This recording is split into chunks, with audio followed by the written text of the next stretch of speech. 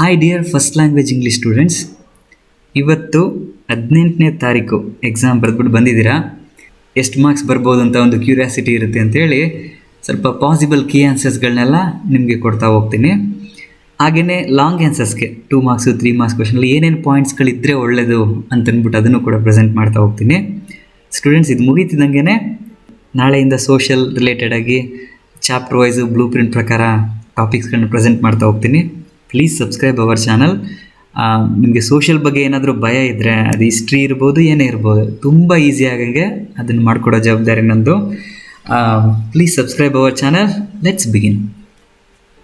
ಮೊದಲನೇ question: you blocks, you stones, you worse than senseless things, the figure of speech used here is. Students, ಇದು basically metaphor, ಶೇಕ್ಸ್ಪಿಯರ್ನ ಡ್ರಾಮಾದಿಂದ ತಗೊಂಡಿರುವಂಥದ್ದು. ಕೆಲವರು ಇದನ್ನ ಪರ್ಸಾನಿಫಿಕೇಶನ್ ಅಂತಂದರೂ ಕೂಡ ನೀವು ಗೂಗಲ್ ಸರ್ಚ್ ಮಾಡಿದ್ರು ಇದು ಮೆಟಾಫರೇ ತೋರಿಸ್ತೈತೆ.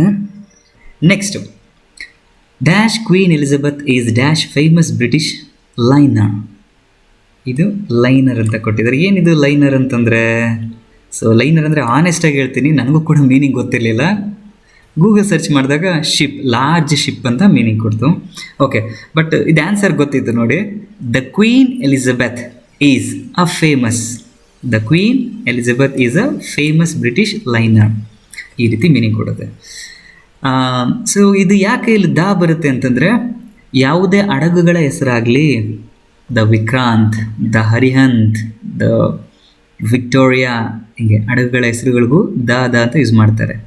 ಟ್ರೈನ್ ಹೆಸರಿಗೂ the Chennamma express, the Hampi express, ಹಂಗೆ. Okay, next: the lady will come to the door. Question tag ಹೇಳ್ತಾ ಇದ್ದಾರೆ. ವಿಲ್ ಅಂತ ಇದೆ.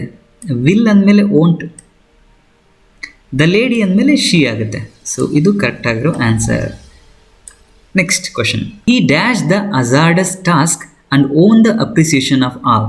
ಇದಕ್ಕೆ ಕ್ಯಾರಿಡ್ ಔಟ್ ಅಂದರೆ ಪರ್ಫಾರ್ಮ್ ಮಾಡೋದು, ಕರ್ತವ್ಯವನ್ನು ನಿರ್ವಹಿಸೋದು, ಆ ಥರ. ಈ carried out the hazardous task ಅಂದರೆ ತುಂಬ ಡೇಂಜರಸ್ ಆಗಿರುವಂಥ ಕೆಲಸನ ಮಾಡ್ದ. ಓನ್ ಅಪ್ರಿಸಿಯೇಷನ್ ಬೈ, ಎಲ್ಲರಿಂದ ಮೆಚ್ಚುಗೆಯನ್ನು ಗಳಿಸ್ದ. Next: he desires dash educate himself. ಇದಕ್ಕೆ ಟು ಬರುತ್ತೆ. He desires to educate himself, ಹಿಂಗೆ. I have dash much water. Tense ಕೊಟ್ಟಿದ್ದಾರೆ, present perfect. I have drunk, V3 use ಆಗಬೇಕು. ಹ್ಯಾವ್ ಮುಂದೆ ಡ್ರಿಂಕ್ ಬರಲ್ಲ, ಡ್ರ್ಯಾಂಕ್ ಕೂಡ ಬರಲ್ಲ, ಡ್ರಿಂಕಿಂಗ್ ಕೂಡ ಬರಲ್ಲ. ಸೊ ಇದು ಕರೆಕ್ಟ್ ಆಗಿರೋ ಆನ್ಸರ್. ಸೊ ನೆಕ್ಸ್ಟ್ ಈಗ ಅನಾಲಜಿ ಕ್ವಶನ್ಸ್ಗೆ ಹೋಗೋಣ. ಎಸ್ ನೋಡಿ, ಈಗ ಡಾಸ್ಟರ್ಡ್, ಕವರ್ಡ್ ಸಿನಾನಿಮಸ್ ವರ್ಡು. ಇದು ಎದುರುಕೊಳ್ಳುವಂಥವನು, ಹೇಳಿ ಅಂತ. ಸ್ಟೇಯ್ಡ್, ಇದಕ್ಕೆ ಸ್ಟಾಪ್ಡ್ ಅನ್ನೋದು ಆನ್ಸರ್ ಆಗುತ್ತೆ. ಇದು ಲೋಕಿನ್ವಾರ್ ಅನ್ನೋ ಪದ್ಯ ಏನಿದೆಯೋ ಆ ಪದ್ಯದಲ್ಲಿ ಗಮನಿಸಿದ್ರೆ, ಈ ಸ್ಟೇಯ್ಡ್ ನಾಟ್ ಫಾರ್ ರಾಕ್, ಯಾವುದೇ ಬಂಡೆ ಇರಲಿ, ಯಾವುದೇ ಕಲ್ಲುಗಳಿಗೂ ನಿಲ್ಲಿಲ್ಲ, ನದಿಗಳಿಗೂ ನಿಲ್ಲಿಲ್ಲ, ಮುಂದೆ ಹೋಗ್ತಿದ್ದ ಅಂತ ಇದೆಯಲ್ಲ, ಅದಕ್ಕೆ ಸ್ಟಾಪ್ಡ್ ಅಂತ. ಸೊ ಈ ಕ್ವಶನ್ನೇ ಟೀಚರ್ಸ್ಗಳು ಗೂಗಲಲ್ಲಿ ಸರ್ಚ್ ಮಾಡಿಬಿಟ್ಟು ಸೀರಿಯಸ್ ಅನ್ನೋ ಮೀನಿಂಗ್ ಕೂಡ ಮ್ಯಾಚ್ ಆಗ್ತೈತೆ ಇದಕ್ಕೆ ಅಂತ ಹೇಳ್ತಾ ಇದ್ದಾರೆ. ಗೊತ್ತಿಲ್ಲ, ನೀವು ಯಾರಾದರೂ ಸೀರಿಯಸ್ ಅಂತ ಬರೆದಿರೋ ಮಾರ್ಕ್ಸ್ ಕೊಡ್ತಾರೋ ಇಲ್ವೋ, ಬಟ್ ಇದಂತೂ ಆನ್ಸರ್ ಆಗಿದೆ. Next: examine the dead body, autopsy. Loss of ಮೆಮೊರಿಗೆ ಅಮ್ನೇಸಿಯಾ. ಇದು ಪೋಸ್ಟ್ ಮಾರ್ಟಮ್ ಮಾಡ್ತಾರಲ್ಲ, ಅದಕ್ಕೆ ಆ ಥರ ಹೆಸರು. ಇದು ಮರ್ತೋಗೋಂಥ ಕಾಯಿಲೆ ಇದ್ದಂಗೆ. Here, here. Heal, heal. ಇದು ಇಲ್ಲಿ, ಇದು ಕೇಳಿಸ್ಕೊಳ್ಳೋದು. ಹೀಲ್ ಅಂದಾಗ ಗಾಯವಾಸಿಯಾಗೋದು, ಇದಕ್ಕೆ ಹೀಲ್ ಅಂದರೆ ಇಮಿಡಿ ಅಂತ ಕರಿತೀವಲ್ವಾ. Next: fresh, stale. Opposite word ಕೊಟ್ಟಿದ್ದಾರೆ. ಇದು ಫ್ರೆಶ್ ಅಂದರೆ ಚೆನ್ನಾಗಿರೋದು, ಸ್ಟೇಲ್ ಅಂದರೆ ಹಳಸೋಗಿರೋದು, ಕೆಟ್ಟೋಗಿರೋದು. ರೂರಲ್, ಅರ್ಬನ್, ಸಿಟಿ ಅಂತ ಆಗುತ್ತೆ. Okay, next question: they sold many tickets at the gate. ಇದಕ್ಕೆ ಡಿವೈಡ್ ಮಾಡ್ತೀವಿ. They sold many tickets. ನೋಡಿ, 2 ಥರ ಆನ್ಸರ್ ಬರಿಬೋದು ಇದಕ್ಕೆ, ಅದಕ್ಕೆ 6 ಅಂತ ಕೊಟ್ಟಿದ್ದೀನಿ. ಮೆನಿ ಟಿಕೆಟ್ಸ್ ವರ್, ಇದು V2 ಪಾಸ್ಟ್ ಟೆನ್ಸ್ ಆಗಿರೋದ್ರಿಂದ, var sold by them at the gate, ಈ ಥರ ಬರಿಬೋದು. ಇಲ್ಲ, ಈ ಥರ ಬರೆದ್ರೂ ಮಾರ್ಕ್ಸ್ ಕೊಡ್ತಾರೆ ನಿಮಗೆ. ನೋಡಿ, many tickets at the gate, full ತೊಗೊಂಡ್ಬಿಡೋದು. Many tickets at the gate were sold by them, ಹಿಂಗೆ ಬರೆದ್ರೂ ಮಾರ್ಕ್ಸ್ ಕೊಡ್ತಾರೆ. ಮೇಯ್ನ್ ಆಗೋರು ಇದನ್ನು ಗಮನಿಸ್ತಾರೆ ಅಷ್ಟೇ. Next, frame question. They are staying in the countryside. Countryside ಅಂದರೆ ಹಳ್ಳಿಯ ಸೈಡ್ ಅಂತ, ದೇಶದ ಸೈಡ್ ಅಂತ ಅನ್ಕೋಬಾರ್ದು. ಕಂಟ್ರಿ ಅಂದರೆ ಹಳ್ಳಿಯ ಸೈಡ್. ಇದಕ್ಕೆ ಆನ್ಸರ್ ಸ್ಥಳ ಆಗಿರೋದ್ರಿಂದ ವೇರ್ ಅಂತ ತಗೋತೀವಿ. ವೇರ್ ಆರ್ ದೇ ಸ್ಟೇಯಿಂಗ್, ಈ ರೀತಿ ಆನ್ಸರ್ ಬರ್ತದೆ. ನೆಕ್ಸ್ಟು ಅಸರ್ಟಿವ್ನ ಎಕ್ಸ್ಕ್ಲಮೇಟರಿಯಾಗಿ ಚೇಂಜ್ ಮಾಡುವಂಥದ್ದು. ನೋಡಿ, ಇದು man is a wonderful piece of work. ಇದಕ್ಕೆ ಎಕ್ಸ್ಕ್ಲಮೇಟರಿ ಆಗಬೇಕಂದ್ರೆ what a wonderful piece of work man is. So helping verb is ಇತ್ತು, ಅದನ್ನೇ ತಗೊಂಡು ಹಾಕ್ಕೊಂಡಿದ್ದೀವಿ. ಎಕ್ಸ್ಕ್ಲಮೇಟರಿ ಚಿಹ್ನೆ ಹಾಕಿರಲೇಬೇಕು ಇದಕ್ಕೆ. Next, name the members of mister Otto Frank's family. So family members Edith Frank Hollander. Next ಡಾಟರ್ಸ್ಗಳು ಇಬ್ಬರು, Margot Frank, Anne Frank. Next question. According to Sherian Alexander, what should one do to make one's life meaningful and sustainable? ಎರಡು ಸದಕ್ಕೂ type ಮಾಡಿಬಿಟ್ಟಿದ್ದೀನಿ, ಒಂದು ತೆಗೆದು ಹಾಕ್ಬಿಡ್ರಿ. Next, according to ನೋಡಿ, ಈ question 1 marks ಕ್ವಶನ್ಗೆ ಇಷ್ಟು ದೊಡ್ಡದಾಗಿ ಆನ್ಸರ್ ಬರ್ತಾ ಇರೋದ್ರಿಂದ ಈ ಪಾಯಿಂಟ್ಸ್ನು ಯಾವುದೇ ಬರ್ದಿದ್ರು ಕೂಡ ಮಾರ್ಕ್ಸ್ ಕೊಡೋ ಚಾನ್ಸಸ್ ಇದೆ, ಆಯಿತಾ? ನೋಡಿ, ಸಸ್ಟೈನಬಲ್ ಆಗಿ ಉಳಿಬೇಕು ಅಂದರೆ ಏನು ಮಾಡಬೇಕು ಅಂತ ನೋಡಿ. ಈಗ ಕನ್ಸ್ಯೂಮರಿಸ್ಟು ಕನ್ಸಂಪ್ಷನ್ ಲೈಫ್ ಸ್ಟೈಲಿಂದ ಚೇಂಜ್ ಆಗಿ ಆರ್ಟು, ಕಲ್ಚರು, ಕಮ್ಯುನಿಟಿ ಲೈಫ್ ಇದ್ರ ಕಡೆ ಬದಲಾಗಬೇಕು, ಅದು ಸಸ್ಟೈನಬಲ್ ಆಗುತ್ತೆ ಅಂತ ಹೇಳಿದ್ದಾರೆ. ಅಥವಾ spiritual, philosophical, eco conscious choices ಈ ಕಡೆ ಚೇಂಜ್ ಆಗಬೇಕು, ಇದನ್ನು ಬರ್ದಿದ್ರು ಕೂಡ ಮಾರ್ಕ್ಸ್ ಸಿಗುತ್ತೆ. Okay, yes. ನೆಕ್ಸ್ಟ್ ನೋಡೋಣ. Why was Pierre pinched? Arrest ಮಾಡಿದ್ದು ಏನಕ್ಕೆ ಅಂತ. For begging in the streets of Paris he was pinched. ಪ್ಯಾರಿಸ್ನ ಬೀದಿಗಳಲ್ಲಿ ಬೆಗ್ಗಿಂಗ್ ಮಾಡಿದ್ರಿಂದ ಅಂತ. ಒಂದು ವೇಳೆ ಪ್ಯಾರಿಸ್ ಬರ್ದಿಲ್ಲ ಸರ್ ನಾವು ಅಂದರೆ ಮಾರ್ಕ್ಸ್ ಕೊಡ್ತಾರಾ? 90% ಕೊಡ್ತಾರೆ. ಇದಕ್ಕೋಸ್ಕರ ಯಾರೇನು ಹಿಡಿಯೋಕ್ಕೆ ಹೋಗಲ್ಲ ಅಂತ ಅನ್ಕೊತೀನಿ. ಮೇಯ್ನ್ ವರ್ಡ್ ಇದೆ begging. Next, what does the expression picked up hands and jaws suggest? So ಇದರಲ್ಲಿ main answer callousness, heartlessness, brutality of hunter. ಇದರಲ್ಲಿ ಯಾವುದೇ ಬರ್ದಿದ್ರು ಕೂಡ ಮಾರ್ಕ್ಸ್ ಕೊಡ್ತಾರೆ. ಅಟ್ಲೀಸ್ಟ್ ಕೊನೆ ಪಕ್ಷ ಕ್ಯಾಲಸ್ನೆಸ್ ಅಂತ ಬರ್ದಿದ್ರು ಕೂಡ ಮಾರ್ಕ್ಸ್ ಸಿಗುತ್ತೆ ನಿಮಗೆ. Next, why didn't Sexton and the postman take a run when it was possible? Run ತಗೊಳ್ಳೋಕೆ ಅವಕಾಶ ಇದ್ರೂ ಯಾಕೆ ಅವ್ರು ಓಡಲಿಲ್ಲ ಇವರಿಬ್ಬರು ಅಂತೇಳಿ. ಯಾಕಂದರೆ because they were excessively conscious about nature. ಅವ್ರವ್ರ ನೇಚರ್ ಬಗ್ಗೆ ತುಂಬ ಅತಿಯಾಗಿ ಕಾನ್ಷಿಯಸ್ ಆಗಿದ್ದರು. ಹೆಂಗೆ? ಯಾಕೆಂದರೆ ಒಬ್ಬ ಓಲ್ಡ್ ಮ್ಯಾನ್ ವಯಸ್ಸಾಗಿದೆ, ಇನ್ನೊಬ್ಬ ಗೌರ್ಮೆಂಟ್ ಕೆಲಸ, ಅತಿಯಾಗಿ ರಿಸ್ಕ್ ತೊಗೊಳ್ಳಲ್ಲ. ನೋಡಿದ್ದೀರಾ, ಗೌರ್ಮೆಂಟ್ ಕೆಲಸ ಅಂದರೆ ಕೆಲವರು ರಿಸ್ಕ್ ತೊಗೊಳಕ್ಕೋಗಲ್ಲ, ಸೇಫ್ಟಿಯಾಗಿರಬೇಕು ಅಂತಾರೆ. ಹಂಗೆ ಆ ಥರ ಪಾಯಿಂಟ್ಸನ್ನು ಕೊಟ್ಟಿದ್ದಾರೆ. Next, what is the success story of Pepsi and Coca-Cola? Pepsi and Coca-Cola are sold in the remotest corner of the world. Remote ಅಂದರೆ ನೋಡಿದಿರಾ, ದೂರದಲ್ಲಿ ನಿಂತ್ಕೊಂಡು ಆಪ್ರೇಟ್ ಮಾಡ್ತೀವಲ್ವಾ, ಹಾಗೆ ರಿಮೋಟ್ ಅನ್ನೋ ಪದದ ಮೀನಿಂಗ್ ಅದು. ಪ್ರಪಂಚದ ಮೂಲೆ ಮೂಲೆಗೂ, ದೂರದ ಹಳ್ಳಿಗಳಿಗೂ ಕೂಡ ಪೆಪ್ಸಿ ಕೋಕಾ-ಕೋಲಾ ತಲುಪಂಗಾಗ್ಬಿಟ್ಟಿದೆ. ಹಿಂಗಾಗಿ ಅವರ ಬ್ರ್ಯಾಂಡ್ನ ಸಕ್ಸಸ್ ಸ್ಟೋರಿ ಅದು. Okay, next, why did the females ಆರ್ crane sit on the blood stained feathers? ಯಾಕೆ ರಕ್ತ ಸಿಕ್ತವಾಗಿರುವಂಥ ಫೆದರ್ಸ್ ಮೇಲೆ ಕೂತ್ಕೊಂತು? ಯಾಕೆಂದರೆ ಮರಿ ಮಾಡಲಿಕ್ಕೆ. To hatch them into a toddling chick. ಇಷ್ಟು ದೊಡ್ಡ ಆನ್ಸರ್ ಕೊಟ್ಟಿದ್ದೀನಿ. ಕೊನೆ ಪಕ್ಷ ಟು ಹ್ಯಾಚ್ ಇದಾದರೂ ಬರಲೇಬೇಕು. ಮೊಟ್ಟೆ ಹೊಡೆದು ಮರಿ ಹೊರಗಡೆ ಬರೋದನ್ನ ಹ್ಯಾಚಿಂಗ್ ಅಂತ ಕರಿತೀವಿ. Next, why must every individual resign themselves to? ಇದಕ್ಕೆ answer every individual must resign themselves to the inevitability of death and limitations of life. ಜೀವನಕ್ಕೆ ಏನು ಲಿಮಿಟೇಷನ್ ಇದೆಯೋ ಮತ್ತು ಸಾವು ಅನ್ನೋದನ್ನ ಅವಾಯ್ಡ್ ಮಾಡೋಕ್ಕೆ ಆಗಲ್ಲ, ಅದು ಖಂಡಿತವಾಗಿ ಹಾಗೇ ಆಗುತ್ತೆ. ಸೊ ಇದ್ರ ಬಗ್ಗೆ ಕೊಟ್ಟಿದ್ದಾರೆ. ಅಥವಾ ಈ ಥರ ಬರೆದ್ರು ಕೂಡ ಆಗುತ್ತೆ. ನೋಡಿ ಅದನ್ನ. How does the nature disturb the stone on the wall? ಆ ಸ್ಟೋನ್ಸ್ಗಳನ್ನ ನೇಚರ್ ಯಾವ ರೀತಿ ಡಿಸ್ಟರ್ಬ್ ಮಾಡುತ್ತೆ ಅಂದರೆ ಎವಿ ಫ್ರಾಸ್ಟ್, ಹಿಮ ಬೀಳೋದ್ರಿಂದ, ರೈನ್ ಮಳೆ ಬೀಳೋದ್ರಿಂದ, ಜೋರಾಗಿ ಗಾಳಿ ಬೀಸೋದ್ರಿಂದ, ಇದೆಲ್ಲದರಿಂದನೂ ಕೂಡ ಪ್ರಕೃತಿಯ ಕಾರಣದಿಂದ ಡಿಸ್ಟರ್ಬೆನ್ಸ್ ಆಗ್ತವೆ. ಹಾಗೆ ಮೆಂಡಿಂಗ್ ವಾಲ್ ಅನ್ನೋದು. Next, what was Long John Silver treacherous plan? ಅವನ ಕಪಟತನದ ಪ್ಲ್ಯಾನ್ ಏನಾಗಿತ್ತು ಅಂತೇಳಿ.